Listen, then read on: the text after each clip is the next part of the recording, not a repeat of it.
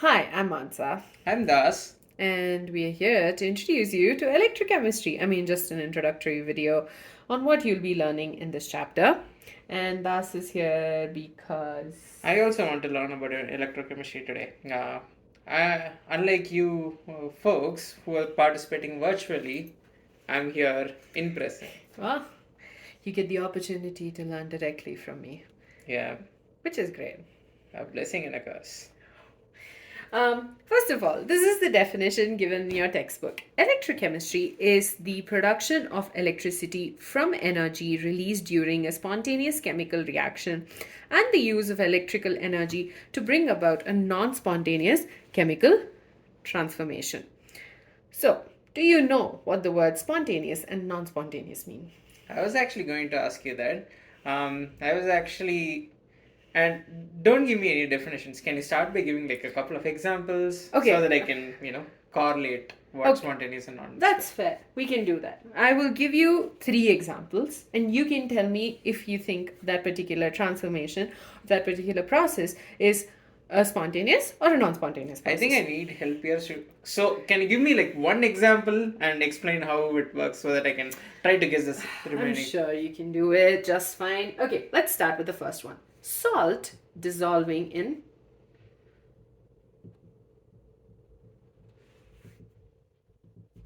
water. That was a long pause. I know.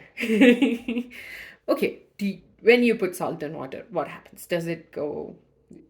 Yeah. Does it dissolve? We are not aware of it. We are not aware of what happens. It basically dissolves completely. Right. Okay, so salt gets dissolved in water without you actually having to do anything to it. You're not doing something to make sure it gets dissolved.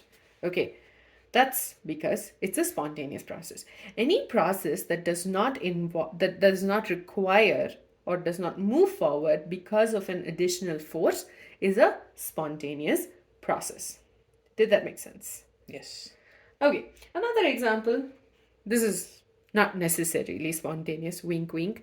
This is the flow of heat. Okay, so flow of heat from a cold to a hot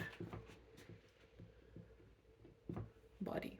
So, can the heat flow from a cold to a hot body? I have no idea. It cannot. It cannot. I told you the answer. So when you have heat, okay, always remember you have the transfer of heat from the hot to the cold surface. Oh, yeah. And because of that, it's a non-spontaneous process when you want it to get transferred from a cold to a hot body. Or another easier example in your head would be the flow of water. When you pour water down a slopey surface, it flows downwards, right? Okay. That's a spontaneous process. That makes sense. And then when you want to push it back upwards, you will need a force to push it up. Okay. Okay, that's a Non-spon- non-spontaneous process. Okay. I hope that made sense. That So did. basically, and also one very important thing to remember is rusting of iron at normal condition. Spontaneous. Precisely. Okay. The reason I wanted to call this out is because rusting of iron is a really long process, right? It takes a bit for it to take place.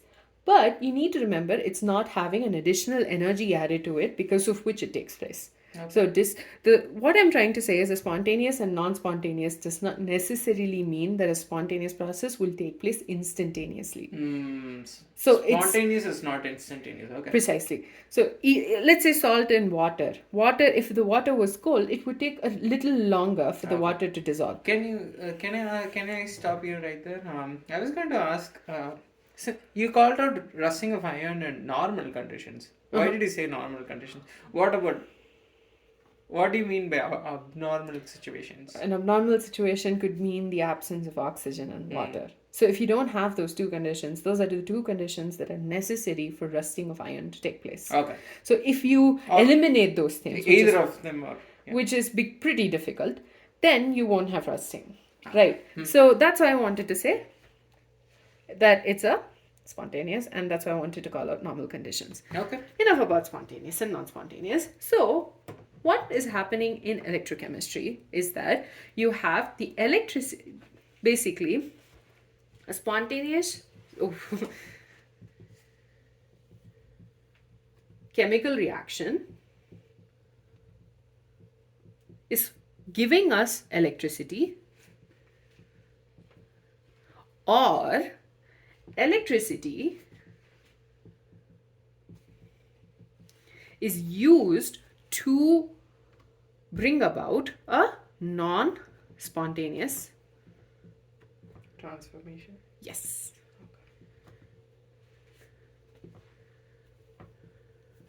That's all. So basically, a spontaneous chemical reaction is being used to form electricity, or the other way around, where electricity is getting used for a non-spontaneous chemical reaction to take place to occur. So that is predominantly what electrochemistry is all about. Now you'd be wondering, apart from the fact that we do have to learn this, not you, but everybody has to learn this for their 12th grade exams, where else could they find electrochemistry? Do you have any guesses? No. The batteries. Okay. All the batteries that exist Okay. exist because of electrochemistry. Imagine a world without batteries in it. No phones. Oh yeah. No laptops. That would be very No challenging. cars. Yeah, that would be very challenging. Precisely. So, one very important use of electrochemistry is batteries. Another, it could be the fuel cells that you have in big generators. Okay.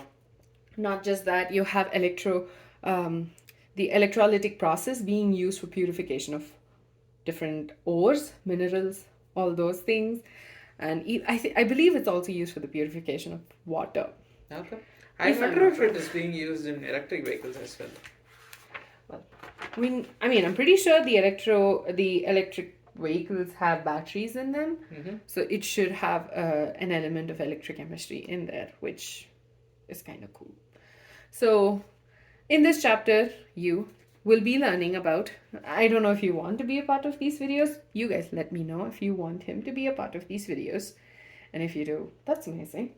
So we'll be learning about a Daniell cell, the galvanic cell, the Nernst equation, which is super important, and we'll also be talking about conductance, Coulter-Shaw's law, and the real life applications of electrochemistry. We'll be talking about the fuel cells and the process of corrosion as well.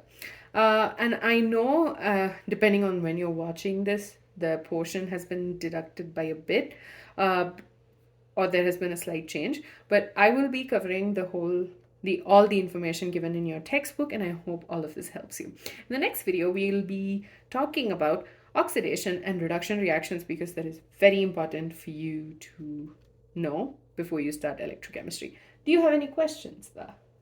I'm good. Okay, perfect.